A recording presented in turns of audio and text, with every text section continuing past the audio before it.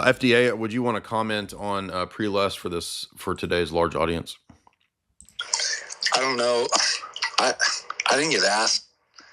I didn't get asked at gate school. I was told I was retarded, so I don't know about how much I can add to this conversation. No, I asked you to talk about the Prelest stuff. We know you weren't in the gay program. I thought you wanted me to talk about retardedness. No, that we know. I do know. I know to be retarded. Like Jake said, you were in the gay program. I was in the gifted retarded program growing up. Well, remember the last time we spoke, we were talking a bit about two of my friends who had schizoid affective disorder. Right. And the one thing that you notice is that the similar things that are going on with Candace. So she's special. She has cracked the code, the secret information. And then also, one thing that's really interesting, too, that I had brought up with you previously is that somebody with a schizoid affective disorder or some sort of mental illness, they often go to the farthest out conclusions. Yes, so immediately. A normal mind, if we were going through and let's say we're doing a process of elimination, okay, that's not it. I investigated that. I investigated this. That can't be it. And you finally get to that it actually is lizard people and there's an ice wall. You might adopt that. But what's interesting about their mind is that's the first thing they go to. Right. Farthest out conclusion is the first thing that comes. And I'm not really sure. I've never kind of figured out why that's the case. Other than it makes it interesting. Probably the obvious conclusion is not very interesting, but if it's like, well, look, it's a Stargate portal with a quantum seafoam machine that is actually digitally replicating Charlie Kirk in every possible universe, you see, doesn't that kind of make it interesting? And then you're the one that's cracked it. Mm-hmm.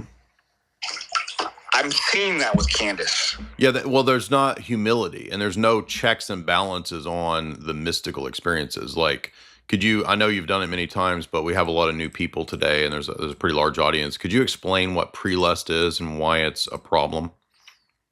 So Prelest is, just generally speaking, self-delusion. But typically, we use that term in terms of religion, in which I was just talking with the catechesis class that nobody's ever going to fall for something that is just patently false. If I told you this is poison, if you drink it, you're going to die an excruciating death, nobody's going to fall for that. So you've got to sell it, right? You got to pitch. You got to make the false seem true, correct? Mm-hmm. So demons do this. They masquerade as angels of light, and they're the most brilliant con artist, and they're sending messages.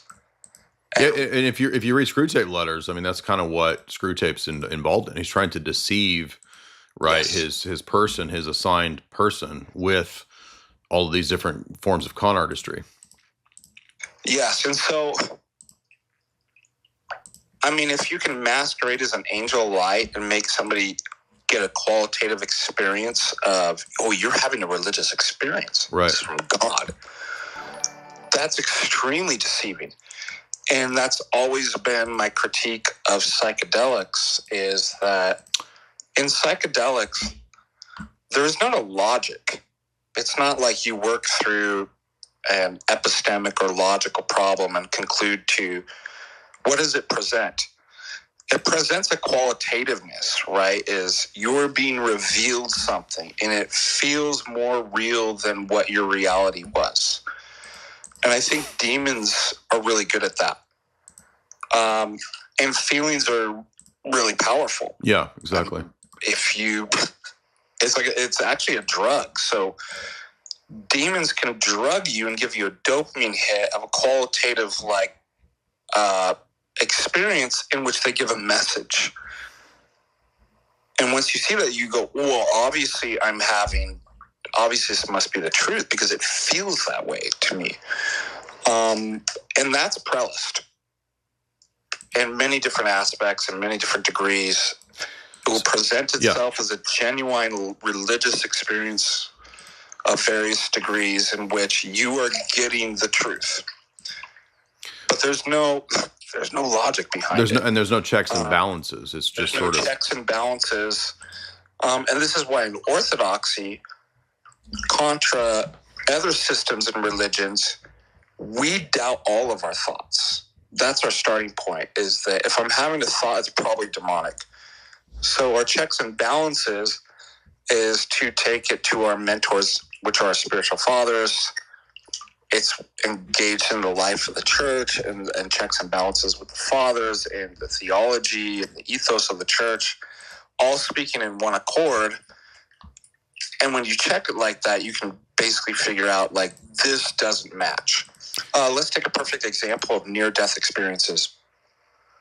By the way, I've got a perfect example pulled up, which is the old David Icke interview where he talks about when he did ayahuasca or something, and he came to realize that he was the Messiah, I think is what he says in this clip. Yeah, well, you know what? That's a common, actually, occurrence in psychedelics. Right. Develop a God complex, which is a narcissism.